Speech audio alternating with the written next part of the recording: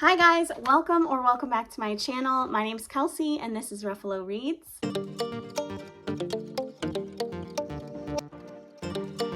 Today I have a really exciting video for you guys. It first came out as like this big collaboration video with a bunch of other YouTubers. Since then, I've seen a couple people do their own videos of it as well. And this is the, if you haven't seen the title, books I will hear no criticisms on, books I love with my whole heart, and that if you don't, or if you've left a negative review, or if you have negative thoughts, I don't want to hear it because to me these books are perfect. So I will try to link everybody that I know or that I've seen do these videos. There are video links down in my description if you want to go check everybody else's video out. So yeah, this just seemed like such a fun idea and I wanted to hop on board and do it myself. So without further ado, let's get into all the books. Okay, also just want to address really quick, my setup's a little bit differently. I'm trying to try different things. As I've said in previous videos, the friggin' layout in this place is so annoying. It's really hard. Find good lighting. This window annoys the crap out of me. My dogs are also in this room. They're probably being loud. I'm sorry. All right, but first I'm going to talk about a Jennifer Hartman book that I absolutely love with my whole heart. It's one of her newest books and it absolutely shattered me, and that is An Optimist's Guide to Heartbreak by Jennifer Hartman. This is the first in a duet. It does end on a cliffhanger, so be prepared for that.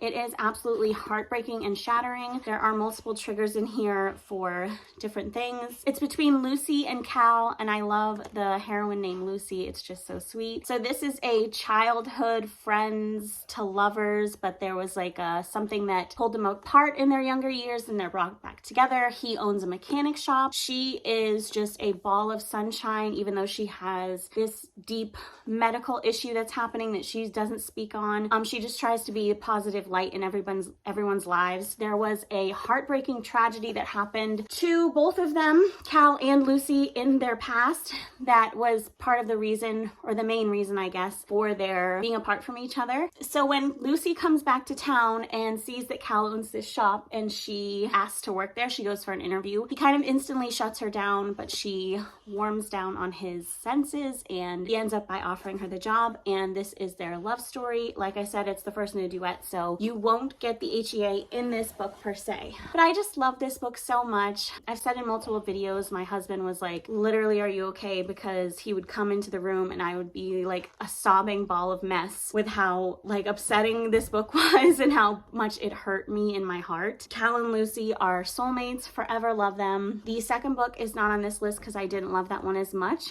which is odd. I could not recommend this enough, and I will not hear any criticisms or negative reviews or negative thoughts on this because this book was perfection. Thank you. All right, so the next book is one that is probably super controversial. It's one that a bunch of people don't like, and it's one that I fucking love, and that is Credence by Penelope Douglas.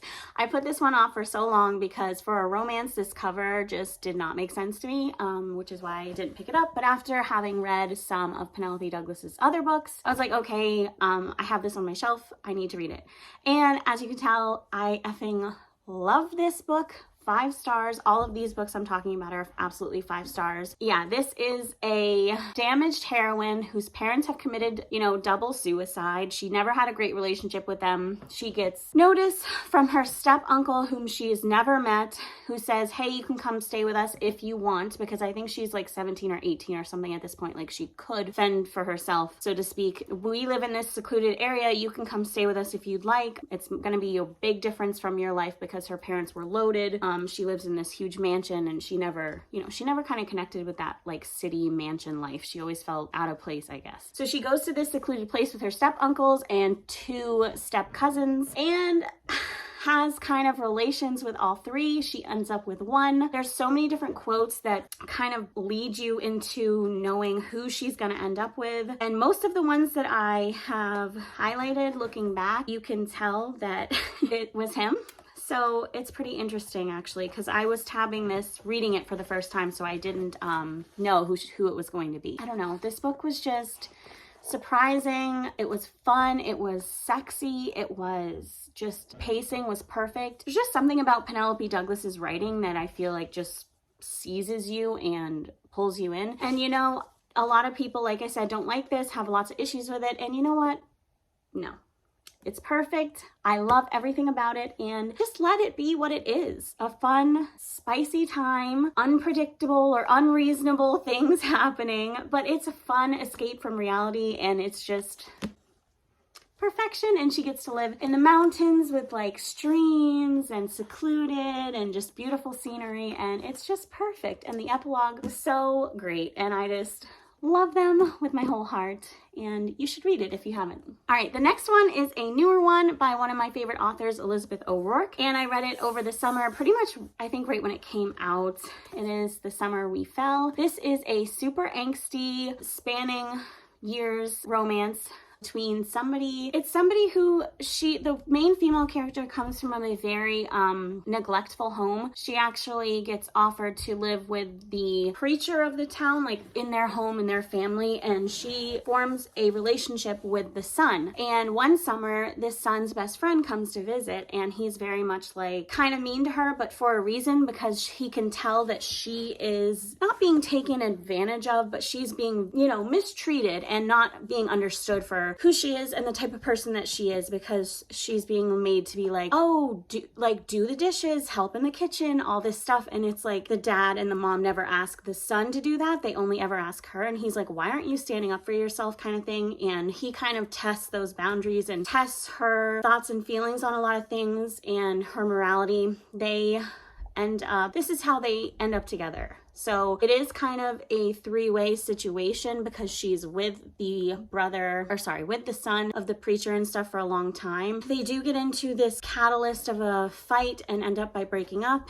And these two, the main character and the main girl character and the main guy character, are apart for a while and kind of come back to each other after something bad has happened and reconnect and everything. Up until that point, it was a lot of different emotions and warring emotions, because she's kind of being raised in this super strict religious environment, obviously, but she doesn't agree with a lot of the things that are happening, and it's her finding her way and finding her voice, and she becomes an amazing individual in her career and just in herself individually, and so does he, despite everything that they've been through. Motley, hi.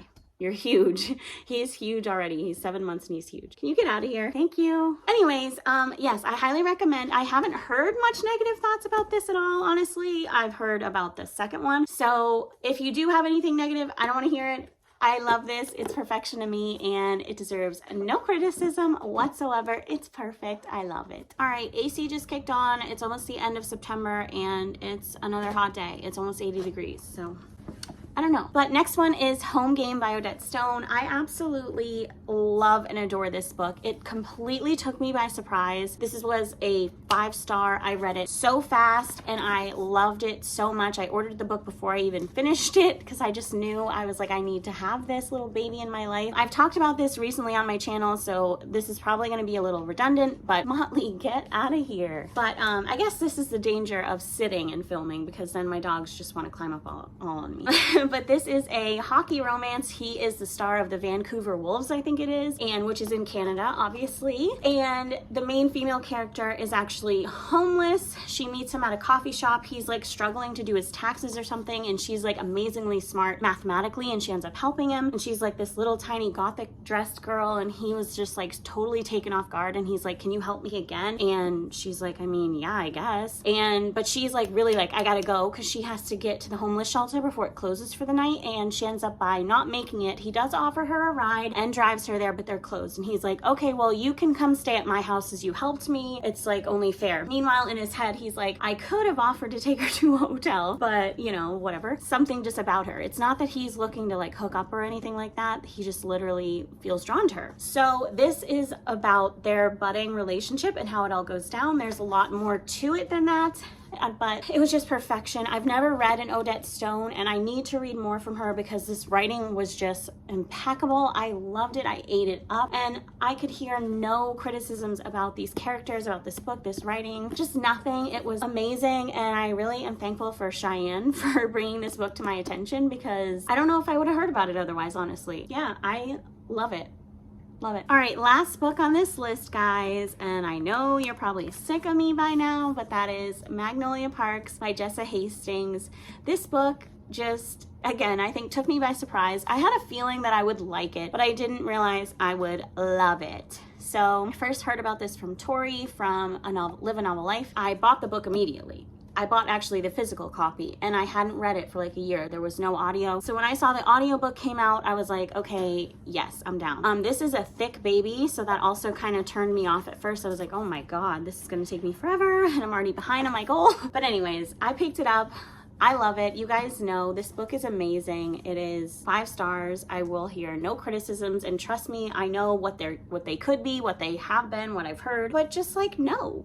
This book is great. Just take it for what it is, which is a super fun, super drama-filled, angsty, toxic mess of 2 characters who just, oh, you just want to shake them because I don't know, you just know that they're meant for each other, they're soulmates, but they're just so young and stupid, and they can't communicate very well, and they can't act very well because they don't have that capacity yet. And it's just so good, guys. It's just so good. I just can't even explain it. The writing that Jessa Hastings does in this book just makes me so excited to read not only the rest of this, but I saw she's coming out with a new series, and I'm just like, I need to catch up. I read the first 2 in this series because the third and whatever, I don't know if there's a 4th, haven't come out with audiobooks yet, but I might just physically try to read those. But this is obviously between Magnolia Parks and BJ Valentine. If you don't know, they are kind of English socialites. Are they in England? I think they're in England or something.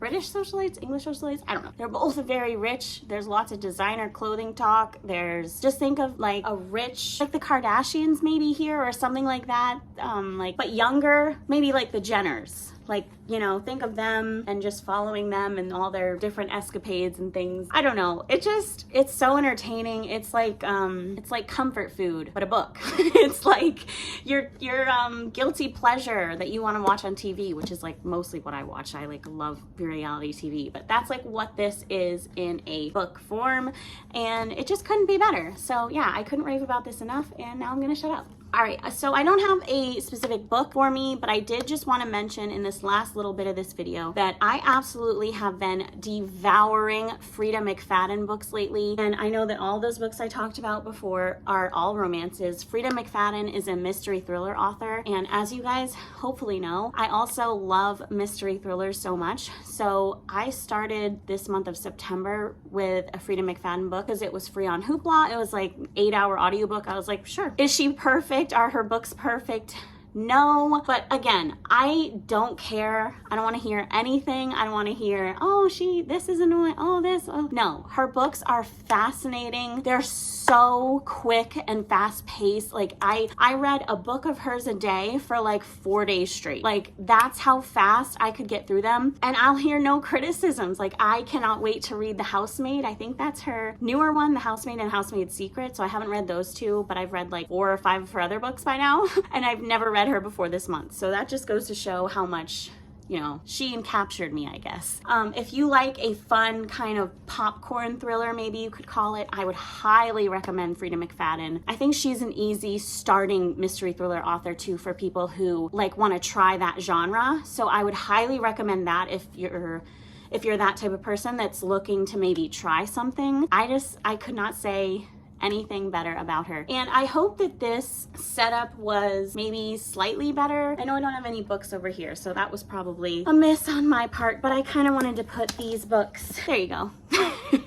I do have like some of my little Halloween decorations that I'm starting. I have my little bat lights, which you can't even tell right now because it's literally sunny as can be. Yeah, I think now I'm just rambling. So thank you guys so much for watching. Please like, comment, and subscribe. And if you're not already, please follow me on Instagram. I post lots of polls and pictures and updates on what I'm reading and what I want to read and different things like that. And I just love my Instagram and like following everybody on there. They post some awesome recs and books that they've loved and hated. But yeah, it's really fun over there. So thank you guys so much for watching, and I will see you next time. Bye!